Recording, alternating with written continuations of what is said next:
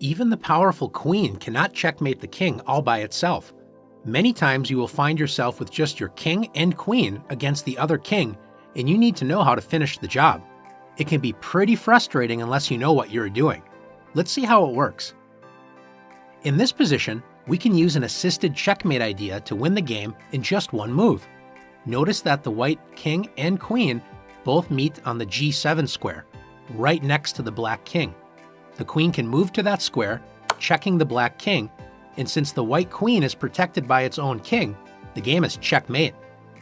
Delivering a checkmate in the corner of the board is nice, but how do we force the king to the corner and set up checkmate? Let's take a look. In this position, black's king is on the central square D5.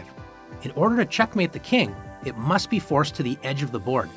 Notice that the black king can move to any of the other central squares on the next turn, D4, E4, or E5. White's first goal is to prevent the king from staying in the center of the board and pushing it toward the corners. Queen to E3 prevents the king from staying in the center, so the king must move toward the corners. After king D6, white's next job is to prevent the black king from returning to the center. Queen to E4. Notice the queen is keeping the king out of the center, and it's slowly pushing the black king toward the corner. You'll also see that white's queen is always one knight move distance away from the black king. We'll see the white queen continue to shadow the king a knight's distance away for the rest of the game. Black plays king C5, still trying to stay near the center, and white plays queen D3.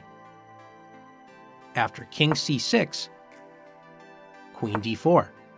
Notice black moves up a square, white's queen moves up a square. The black king moves down a diagonal square, the queen moves down a diagonal square. The king moves up, the queen moves up. Notice always a knight's distance away. After king A7, the king goes up a diagonal square, the white queen goes up a diagonal square as well. Now comes the most important part of this position. After king A8, should the white queen continue to shadow the king a knight's distance away? If queen B6 is played, uh-oh. The black king does not have a legal square, but it is also not check.